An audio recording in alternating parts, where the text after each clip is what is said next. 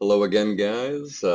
This is Gloommate, and you're watching my journey through the Iron Mind Company Team Draft Tournament. Um, my first opponent is my teammate, a very skilled player named Nico Leon, and yeah, we are up. Looking back on my draft, well, first I should note that I haven't recorded any kind of like content like this before, and it turns out for those of you who just watch this kind of thing, it's pretty tough to talk and play well or make good draft picks, and I may have made some mistakes that in those picks, but that's all right. It's a learning experience for everybody, and seeing me make mistakes, I think, is probably just as valuable as seeing me do really well. So we'll see how it goes. Looking through my deck, there's really not a lot of cards that are going to be good later in the game. I do not have very many bombs. So we'll see how that works out. I'm relying on a strong early game, but I don't think I quite got the cards to make a really strong early game work. So we'll see. We seem to be sending and deleting challenges all over the place. Let's see if this is the one that finally works. Here we go.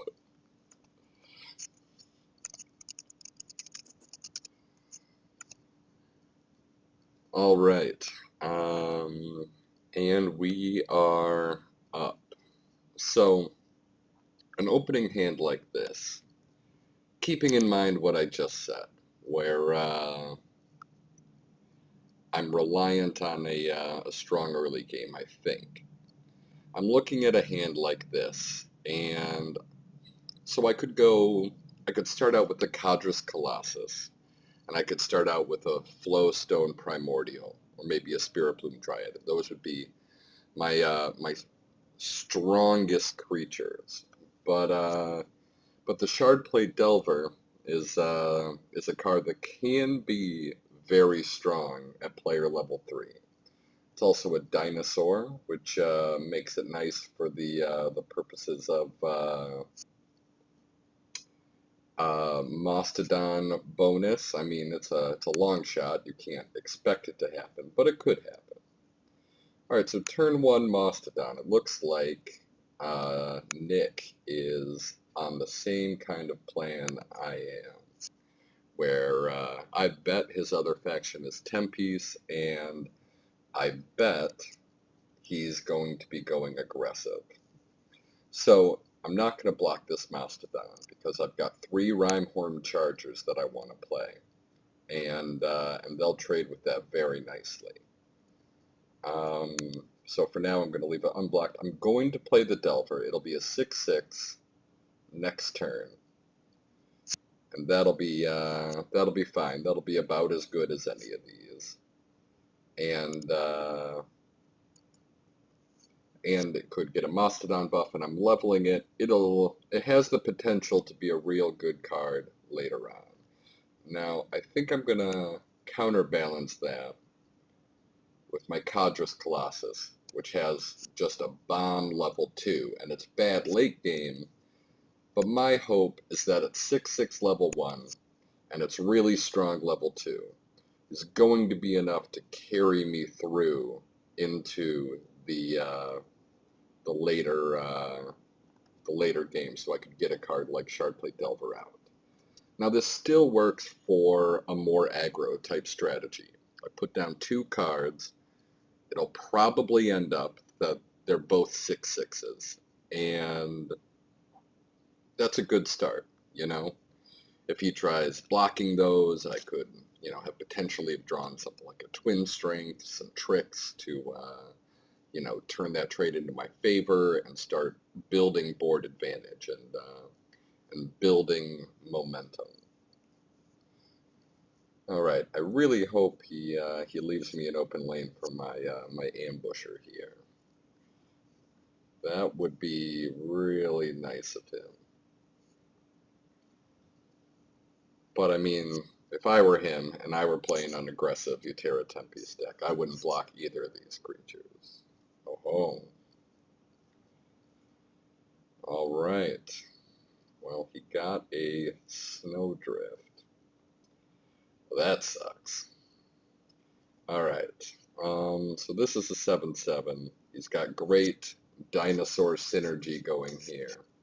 These mastodons, you can see already how good they can be, you know? Imagine if this was a swamp moss ancient, which I think, you know, for a very aggressive deck, you know, would be even better than the Snowdrift Alpha, which is legendary for you know how good it is. It might as well be a legendary, right?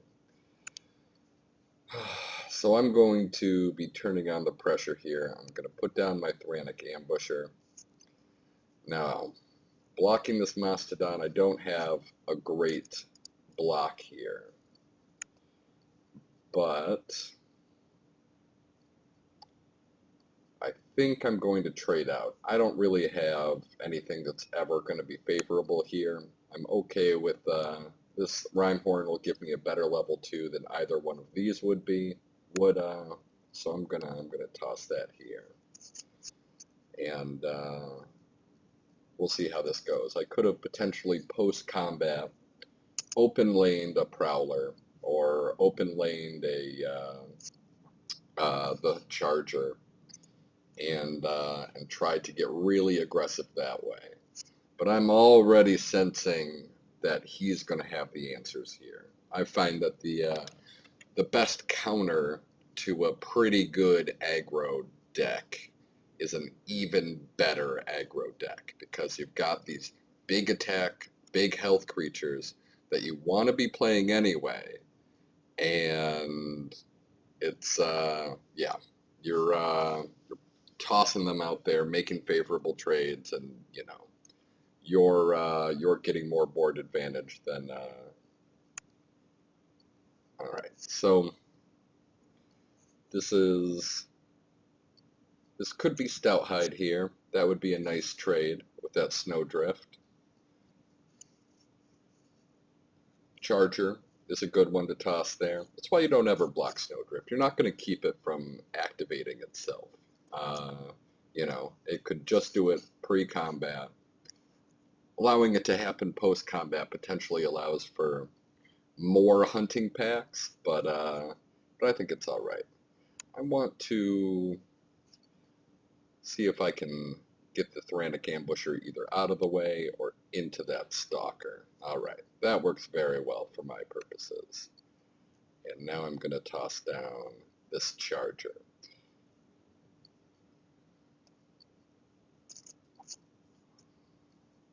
All right, so here, this is a little more according to plan. This is a little more what my deck is trying to do. It's trying to get its creatures out, win trades, then make him spend his turn to kill my creatures, and then I just get to put out fresh ones. And when you're playing a good aggro strategy, you know, when you're getting the dream hands, when you've got the good deck, that's how it's playing out, and that's how I love to play Soulforge Draft. All right, so here we have the Stout Hide here, which can block for free. It can just kill that.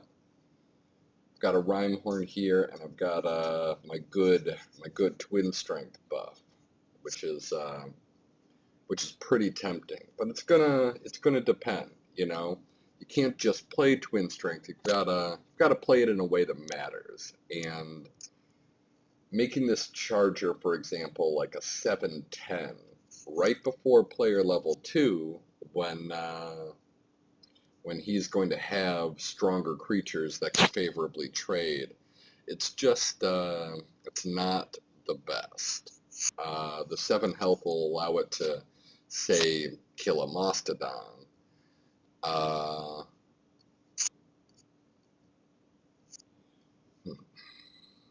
Boy, I really wish playing Twin Strength here allowed this to survive, because I would totally play it then. But the difference between a 4-1, having this 4-1 here going into player level 2, it's just not a very big deal. So I think I'm going to put down my Stout Hide. I'm going to put down another Rhyme Horn, and we're going to do it like this. And I think I'll just move over here to block. That'll prevent him from just eating the Charger with a level 2 creature. And on 2.1, there may not be a great difference here between my 5-8 and a 5-4.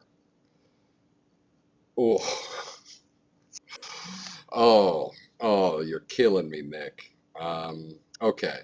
Well, at least I got that golem out of the way for player level 2, because now I don't have to worry about it. I should remember in player level 3 that he has this golem and that it can be triggering. I've gotta be careful of that. All right. Well, I'm already feeling a little uncomfortable in this game. He's played a few cards that level better than me. The Mastodon, the Snowdrift. He just got a free level of this Leyline Golem, so he'll have an extra level card going into player level 3. I'm not feeling great about my chances here later in this game. All right, that's an interesting play. Let's see. Boy, do I hate that. So that's gonna eat a creature basically, or I could put a level 2 creature in front of it, and it'll just be 9 health points weaker. Is there something I can draw here that would allow me to take care of it easier? No. That 9 health, that's not going to go away. All right. So I'm just going to block it. I'm going to block with that Torrent Soldier. And I'm going to play this... I think I might as well block. See, I want to be playing it in lane 2, so it can have room to move, and that way I can have it battle on its own terms. He's probably going to be blocking lane 4 next turn, and then potentially winning this trade, being left with a creature here, and then my Rhymehorn Charger level 2 here is going to not be worth as much. It's not going to be able to move. But I'm going to do this anyway, get rid of that creature. That may not have been the best play, but we'll see. So I've got a level 2 creature. I know I'm playing that. And now I've also got this this spell, this underdrop spell that becomes stronger at level 2. And that's something to think about. Let's see, so this will be 5/5 into 9/9. This is 2/2. This is a total +4/+4 over 2 lanes. We'll see. If Twin Strength ends up swinging some good trades into my favor, then I will definitely consider playing it. But Ursine's Strength here will be a more powerful play.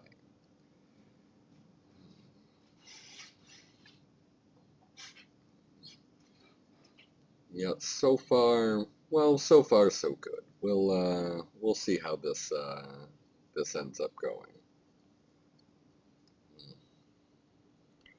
It occurs to me, since we're both doing so much talking during this game, we probably should have played untimed. I'm hoping the timer won't be a factor here, but we'll see. All right, so this is the kind of thing I mean here. Oh, but he just killed it. But say he had played a creature here, where the trade would have been just as undesirable as if you know, I was moving in front of here. That's the danger of starting out here in lane 5 with this other Rhyme-Horn Charger locked in. Uh, that's where my thoughts were going here. All right, so Ursine Strength is 5/5. So that's a 9/12,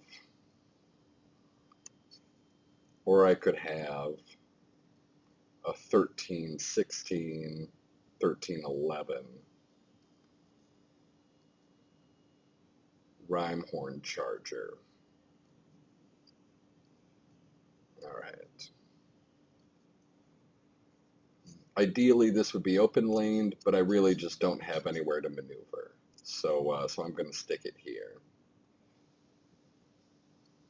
Playing the Ursine Strength on the Stegodon, it could well just get be an even trade with a Mastodon. And that wouldn't be the end of the world, but I think I'd rather have a good mobility creature that has great stats rather than pushing the extra damage now. Now this Rhyme-Horn Charger could still die to a Mastodon. I didn't really think about that. I wasn't thinking about his level 2s. He's got a couple level 2s with a just a ton of attack. All right, so we see it come down here.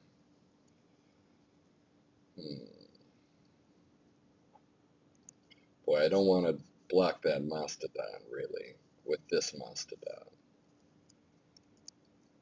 But I might have to. So this is going to go down to 7 and then 5. So he only needs a 5 attack creature to kill it. I think I'm going to attack and then move over to take out the Venom Fang. I think that's a reasonable trade. Pardon me. Besides that, I think I want to play the Thoratic Ambusher and the Mastodon. They're the cards that level the best. I really don't want to put it here. Yeah, I think that's just too risky to block with that second Mastodon around. I think I want to wait until that gains the offensive. Oh, well, I would love to have just a little more health on this Stegodon so it could trade for free here. This would be 100% worth a twin strength, even if it was a level 1 twin strength and didn't let me level these guys and I had to put it on something over here that died. I feel like it would be worth it to take this out for free and end up with a 9/13 Stegodon over there in lane 5. Unfortunately, that's not what's going on, and that's not how this is going to work. So how is this going to work? Well, we'll see what he's got. I could definitely see him putting down some level 2s here. I've been doing so much talking that I think I've lost track of the level cards he's played.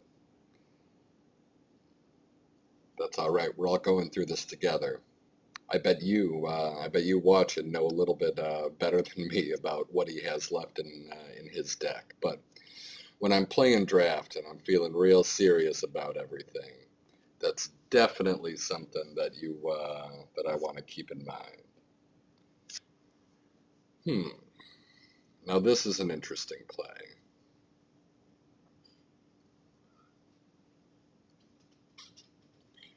It would be so wonderful to be able to get this Mastodon in front of that Mastodon now.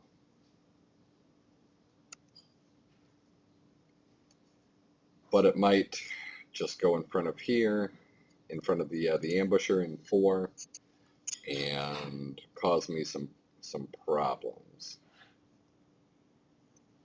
I could put the Blizzard Shaman here.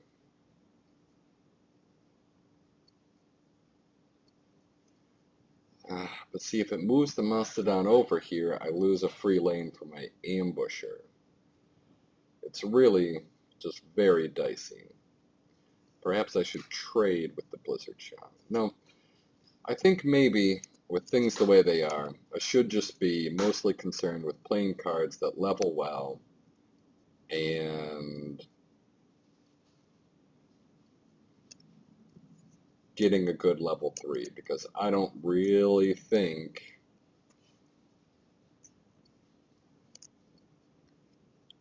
a few decisions there would lead to me all of a sudden having a great time here in player level 3. I think it was good to make that trade, get a good card leveled. Now I've got a 14-17 in my deck, and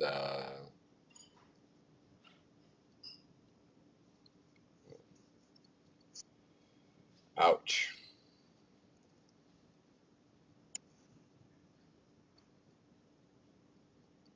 Oh, this all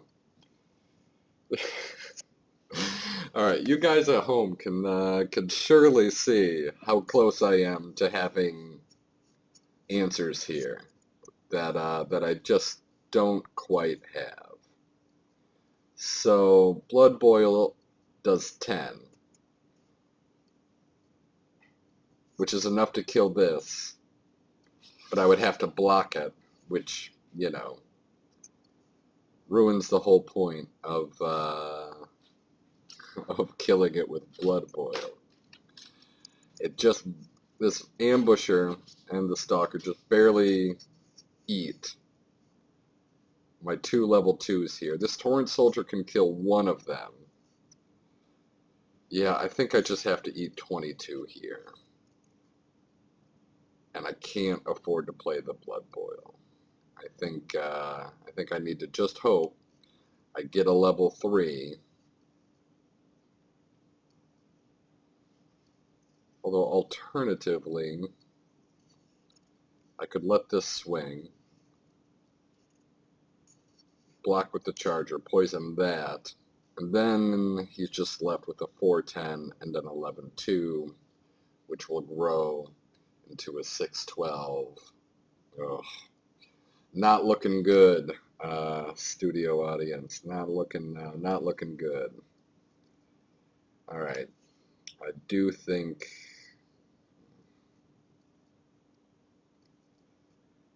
I need to try and have an out here.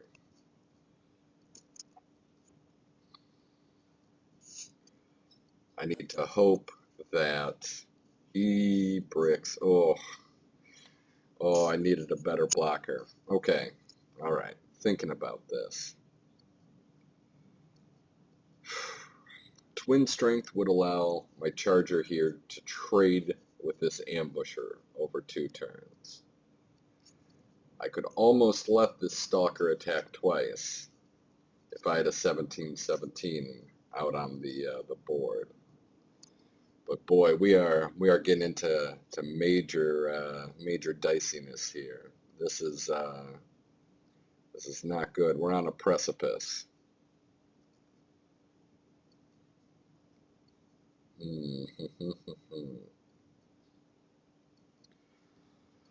Boy, I might need to throw this ambusher in front of that ambusher. Ambusher, one of my favorite aggro creatures that I love in my UT decks.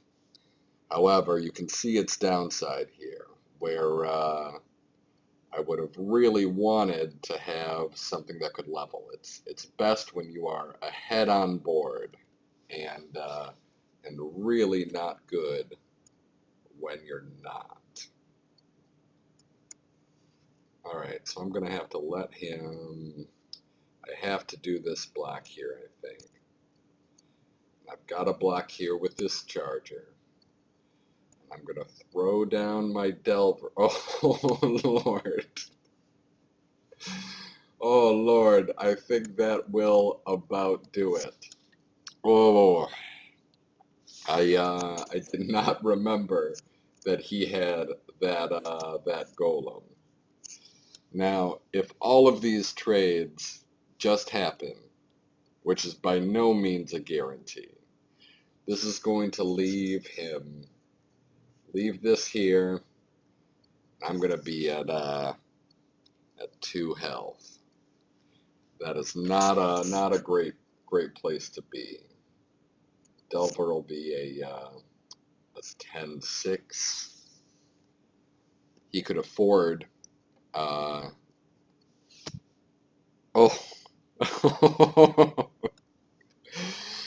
Well, yeah. Yep. I one way or another, this wasn't going to be looking too good for me. But that key Nargath Bruiser really sealed the deal. So oh, good game, Nick.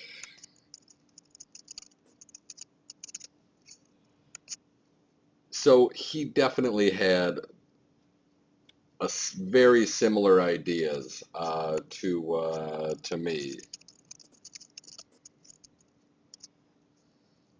as regards to the kind of deck he wanted to build was very similar to what I was looking for, and his definitely was a little better than mine. I'm looking forward to some more games, and we'll see if I can't swing this back into my favor in the next couple rounds. But thanks for watching, and